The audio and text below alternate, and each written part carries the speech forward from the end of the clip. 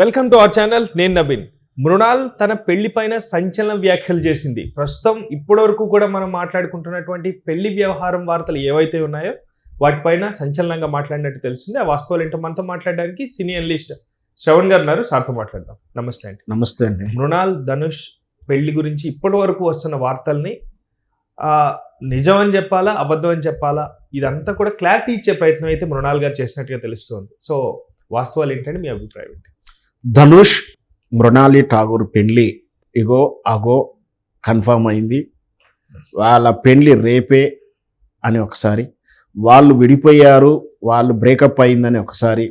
ఈ వార్త ఏ గాసిప్స్ గత 2 సంవత్సరాల నుంచి ప్రతి 2 నెలలకు 3 నెలలకు రకరకాల రూపాలు చెందుతూ ఇదే గాసిప్స్ వస్తూనే ఉంది. ఒకసారి పెళ్లి చేసుకుంటున్నారు, ప్రేమించుకున్నారు, వాళ్ళు లివింగ్ టుగెదర్లు ఉన్నారు, వాళ్ళ మధ్య బ్రేకప్ అయ్యింది, ఇట్లా రకరకాల వార్తలతోటి పాపం ఎందుకో సినిమా వాళ్ళ వైవాహిక జీవితంలో ఈ రిలేషన్ల గురించి గాసిప్స్ ఉండడం సాధారణమైనప్పటికీ ముఖ్యంగా ఈ ధనుష్కి మాత్రం కేవలం పెళ్లి విషయంలో ఈ విధంగా ఎందుకు ప్రతిసారి గాసిప్స్ వస్తున్నాయో, తీరా ఈ వారం 10 రోజుల కిందనో ఒక 2-3 వీక్స్ బ్యాక్ కూడా ధనుష్ అండ్ ఈ మృణాలి ఠాగూర్ రేపు రాబోయే February 14th 2026 ఇయర్లో, అంటే ఈ నెల February 14th లవర్స్ డే రోజు పెళ్లి చేసుకోబోతున్న వార్త కూడా వచ్చింది.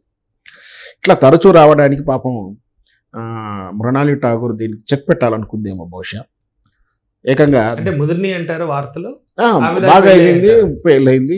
మరి ఏదో మొత్తం మీద చాలా అన్లక్. కానీ మరి మృణాలి గారు ఏమనుకుందో చివరికి అన్నయ్య సన్నిధి నీవే పెన్నిదని పాట పాడేసింది. ఏమంటుంది అంటే, ధనుష్ నాకు బ్రదర్ లాంటి వాడు, వృత్తిరీత్యా మేము నైపుణ్యం షేర్ చేసుకుంటాము, గైడ్లైన్ తీసుకుంటాము, కలిసి ఉంటాము, కలిసి తిరుగుతాము, అంత మాత్రాన మా మధ్య ఏదో ఉందనుకోవడం తప్పు. నాకు సోదర సమానుడు అని చెప్పేసి ఏకంగా ఆమె క్లారిటీ ఇచ్చినట్టు ఆమె ట్వీట్ చేసినట్టు ఒక పోస్ట్ అయితే వైరల్ అవుతుంది.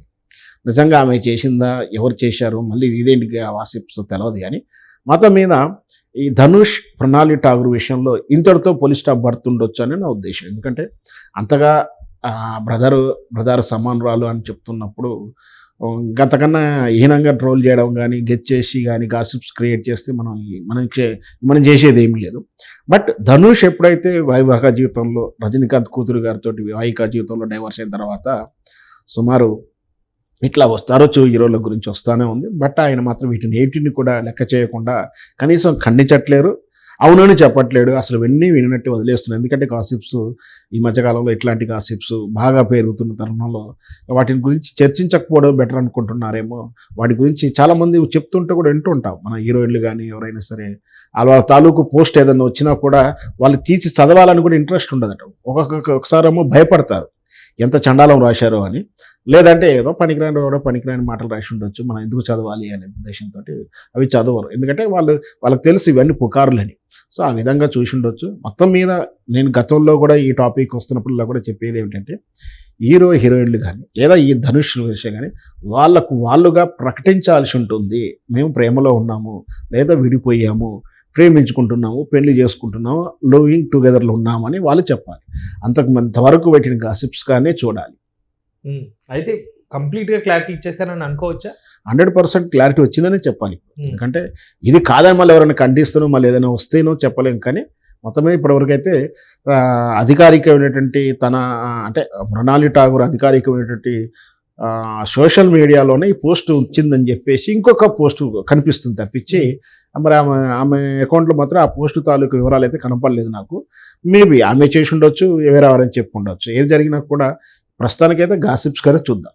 అయితే మరి ధనుష్ గారి దగ్గర నుంచి ఏం అప్డేట్ రాలేదు? నేను అదే చెప్తున్నాను కదా, సెలబ్రిటీస్ ఓ స్థాయికి వెళ్ళిన తర్వాత వాళ్ళు ఈ గాసిప్స్ పట్టించుకోవాలనుకోరు. ఇప్పటికైనా మృణాలి గారు కూడా ఎందుకు పట్టించుకున్నారంటే, చాలా కాలం నుంచి ఈ రూమర్స్ వస్తూ ఉంది.